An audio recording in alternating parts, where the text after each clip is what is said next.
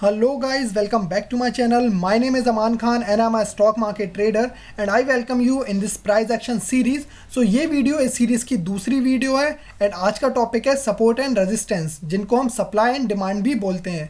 Alright, सो आज जो topic है उस पर हम डिस्कशन करेंगे कि सपोर्ट एंड रेजिस्टेंस होते क्या हैं, इनको हम पहचान किस तरह से सकते हैं एक नेकेड चार्ट पर। जिस तरह से आपके स्क्रीन के सामने या आपको एक चार्ट दिख रहा है, तो इस पर हम सपोर्ट एंड रेजिस्टेंस किस तरह से पहचानेंगे, एक ट्रेडिंग सेटअप में इंपॉर्टेंस क्या होती है सपोर्ट एंड रेजिस्टेंस की, इस पॉइंट्स पर हम आज डिस्कशन करेंगे। सो वीडियो स्टार्ट करने से पहले मैं आपसे कहना चाहूँगा, अगर आपको वीडियो अच्छी लगती है तो वीडियो को लाइक करें, ज़्यादा से ज़्यादा शेयर करें। इसी तरह के लर्निंग वीडियोज़ देखने के लिए चैनल को सब्सक्राइब करें एंड बेल आइकन को दबाना मत भूलें, जिससे कि मेरी वीडियोस की नोटिफिकेशन आपको सबसे पहले मिले। ऑलराइट, सो चलिए वीडियो स्टार्ट करते हैं। सो जैसा कि मैंने आपको बताया, जिन पॉइंट्स पर हम डिस्कस करेंगे, like what is support and resistance होते क्या है, how to identify support and resistance, इनको हम एक नेकेड चार्ट पर किस तरह से प्लॉट कर सकते हैं, किस तरह से पहचान सकते हैं, and what is the importance of this in trading.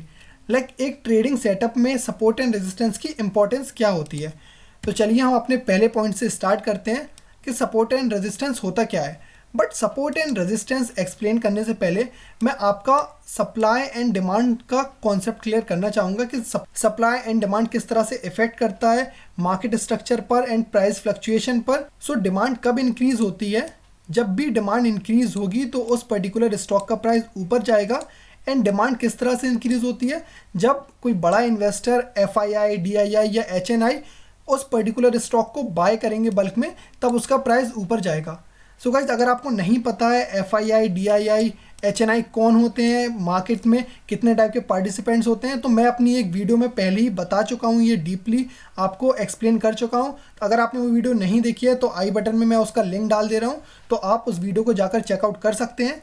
तो चलिए अभी इस वीडियो पर फोकस करते हैं। तो जो मैंने आपको बताया, जब मार्केट में किसी पर्टिकुलर स्टॉक की डिमांड इंक्रीज होगी तो साथ ही साथ उसका प्राइस भी इंक्रीज होगा। सो चलिए सेकंड पॉइंट देखते हैं। जब किसी चीज़ की सप्लाई क्रिएट होगी तो उसका प्राइस डाउन जाएगा, उसका प्राइस नीचे जाएगा। अब सप्लाई क्रिएट कब होती है, जब कोई बड़ा इन्वेस्टर किसी पर्टिकुलर स्टॉक को सेल करता है, जब उससे वो बल्क में सेल करेगा तो उसका प्राइस नीचे जाएगा। तो ये कॉन्सेप्ट है गाइस डिमांड और सप्लाई का।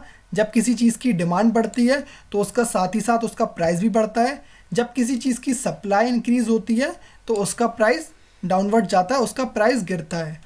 तो आई होप गाइज मैंने आपको डिमांड एंड सप्लाई का कॉन्सेप्ट क्लियर किया।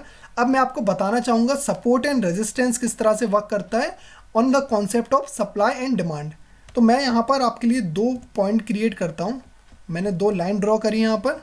तो मैंने यहाँ पर 2 लाइन ड्रॉ करी। मान लीजिए ये पॉइंट है 100 रुपीज़ का एंड ये नीचे वाला पॉइंट है, ये है 90 रुपीज़ का। सो मान लीजिए कोई पर्टिकुलर स्टॉक का प्राइस 90 रुपीज़ से होता हुआ 100 रुपीज़ पर जाता है एंड वहाँ से रिजेक्शन लेके रिवर्स हो जाता है। 90 पर आता है, डिमांड इंक्रीज़ होती है यहाँ पर, देन 100 पर जाता है, वहाँ पर सप्लाई इंक्रीज़ होती है एंड इस तरह से करता हुआ प्राइस इसी रेंज में रहता है।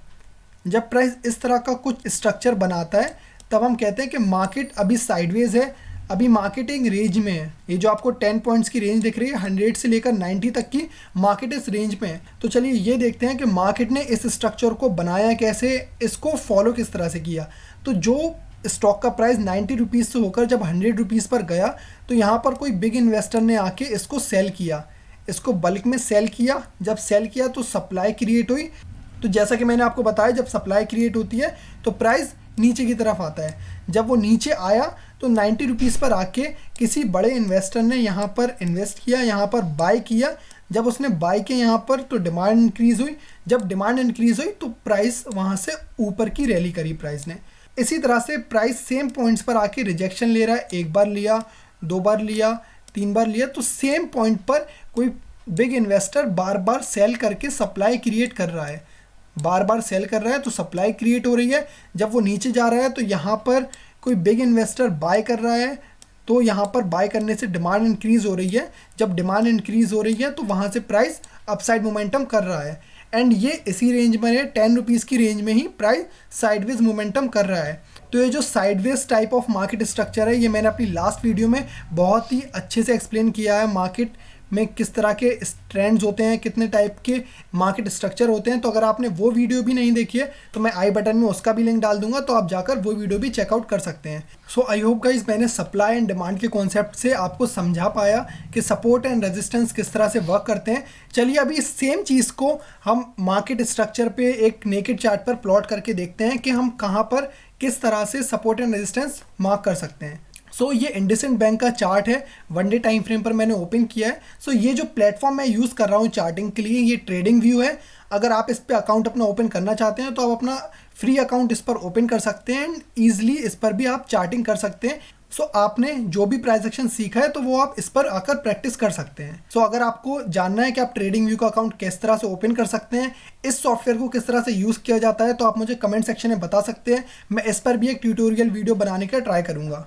ऑलराइट, सो अपनी वीडियो में आगे बढ़ते हुए मैं आपको बताऊंगा कि सपोर्ट एंड रेजिस्टेंस हम एक नेकेड चार्ट पर किस तरह से प्लॉट करेंगे। तो जैसा कि हमने देखा था हमारी लास्ट वीडियो में ट्रेंड्स इन मार्केट में कि एक साइडवेज मार्केट में ही आपको सबसे ज़्यादा सपोर्ट एंड रेजिस्टेंस मिलते हैं। तो आपने देखा कि मार्केट यहाँ से एक रैली करके ऊपर चला एंड इस पॉइंट पर आके मार्केट ने एक हाई बनाया। मार्केट ने वहाँ पर एक बार रिजेक्शन लेके नीचे आया रेजिस्टेंस लेके, एंड जब दोबारा ऊपर गया एंड जब सेम टाइम वहाँ से रेजिस्टेंस लिया तो हमें पता चल गया कि ये एक रेजिस्टेंस पॉइंट बन गया मार्केट के लिए। जब भी मार्केट अपना एक हाई लगा के जहाँ से भी रिवर्स किया है तो वो एक रेजिस्टेंस पॉइंट बन जाता है।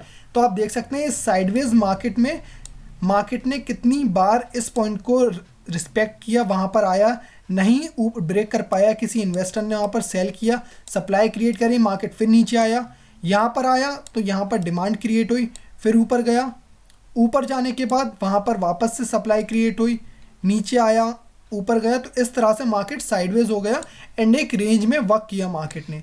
तो ये एक सपोर्ट एंड रेजिस्टेंस की रेंज है। हॉरिजॉन्टल लाइन ली हमने, जो मार्केट का हाई है हमने हाई पर लिया एंड वहाँ पर हमने इस हॉरिजॉन्टल लाइन को ड्रॉ कर दिया। तो हमें इससे ये पता चलता है कि इस लाइन पर मार्केट रेजिस्टेंस ले रहा है एंड ये जो लोअर पॉइंट है जहाँ पर मार्केट ने एक लो लगाया वहाँ पर भी हमने एक लाइन ड्रॉ करी। तो इस पर्टिकुलर रेंज में मार्केट वर्क कर रहा है अभी एंड यहाँ पर सपोर्ट एंड रेजिस्टेंस ले रहा है। तो इस चीज़ से हमें पता चलता है कि मार्केट अभी एक रेंज में है। तो गाइज अब मैं आपको क्लियर करूंगा जो हमारा थर्ड पॉइंट ऑफ डिस्कशन है कि सपोर्ट एंड रेजिस्टेंस की इंपॉर्टेंस क्या होती है मार्केट। सो जिस तरह से आप देख रहे हैं मार्केट अभी एक रेंज में है एंड मैंने अपनी लास्ट वीडियो में आपको एक्सप्लेन किया था कि एक रेंज बाउंड मार्केट होने के बाद ही एक ट्रेंडिंग मार्केट आता है एंड हम एक ट्रेंडिंग मार्केट में ही ट्रेड करेंगे जिसमें हम पैसा बना पाएंगे।